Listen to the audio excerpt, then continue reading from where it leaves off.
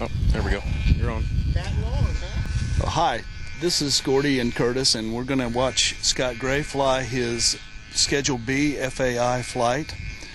Right now, Scott is a former U.S. national champion, Canadian national champion, and XFC champion. XFC champion, and second at the World Championships. So Scott's an all-around terrific flyer. He's flying a JR Silphide in a Gracie fuselage.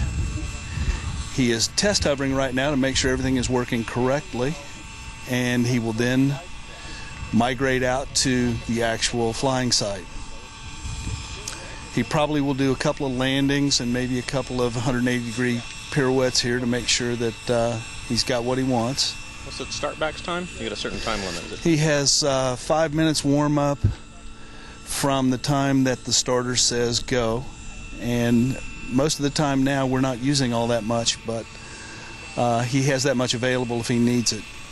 He also has a backup model over there in the event that something happens to his primary model. He can grab the backup model and head out to the circle with that. Schedule B is the schedule that we use in the finals in the world. Usually you fly 4 rounds of A schedule, and then you select the top 15 in the world, and they fly 3 rounds of Schedule B, which is to determine the individual standings for the World Championships.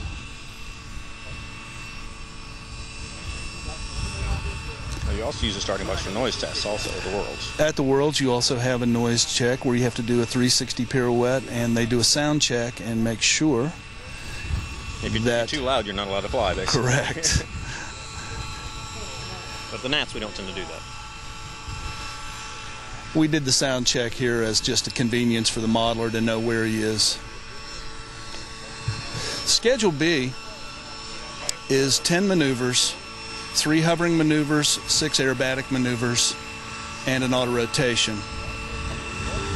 He starts out in a 1-meter circle and will take off and land all of his hovering maneuvers in that circle.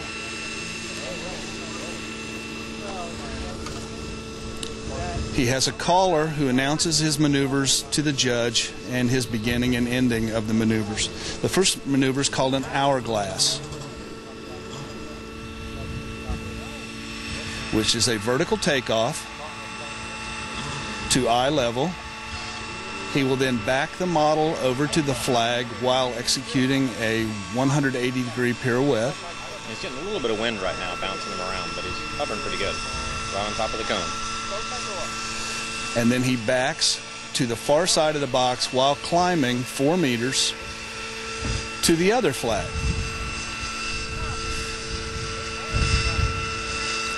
Pauses, and he will now fly across the top, executing a 360-degree pirouette. Stopping again over the flag. Looks very good. He will now descend 4 meters while traveling across the box, back to the flag at eye level. He will then go back to the central helipad, executing a 180-degree pirouette.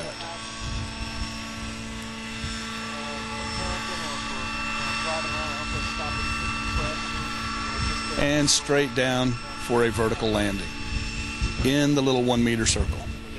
Very nice. The second maneuver is called a circle with 2 360-degree pirouettes, which is a vertical circle 5 meters high, and you execute a 360 pirouette on one side and an opposite 360-degree pirouette on the other. He begins his pirouette and his climb.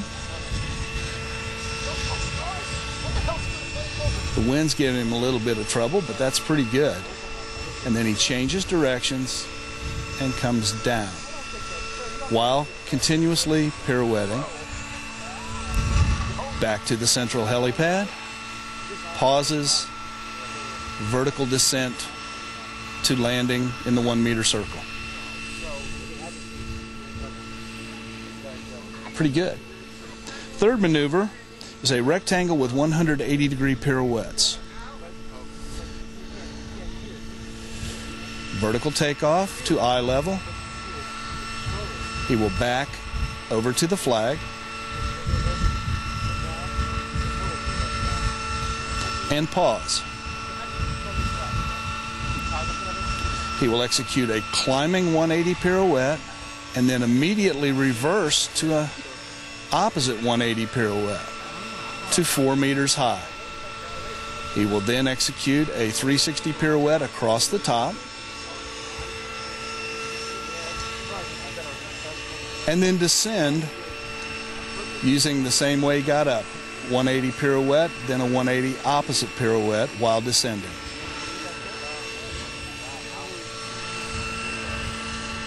And he's right over the flag, back to the center, and a vertical descent to land. And one comment on the judging. In general, the judges are supposed to pretend there's no wind. So even if someone was flying in calm air and fly perfectly, Scott's actually flying in some wind, so he's bouncing around a little more. But they're supposed to pretend it's not there. So he's actually doing a very good job in this wind, considering. He's now beginning his aerobatic sequence. He has gone into idle up, climbed out, and is making a pass at high speed. And he will turn around, come back at high speed again, and we'll do a horizontal 8, which is an inside-outside 8. The first half is an inside, 3/4 inside loop, and the second one is 3/4 of an outside loop. You can notice how fast this model is going. It is really cruising. There's the inside part.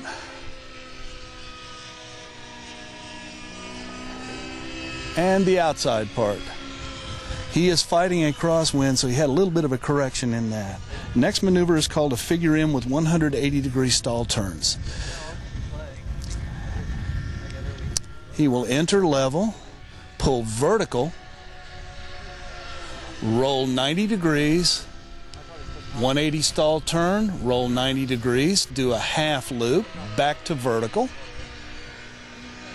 roll 90, 180 stall turn, roll 90, and complete the maneuver. Very nice. It's centered very well. The next maneuver is called a cobra roll with a pushed flip.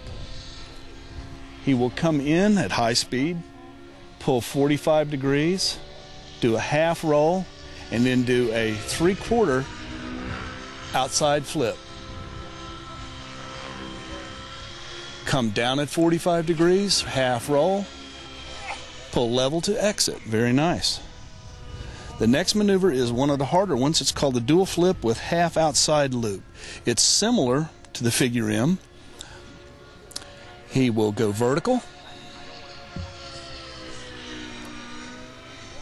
push over 180 degrees, half roll, half outside loop, back to vertical, pull, half roll, and exit. That's a tough maneuver. That was executed pretty well.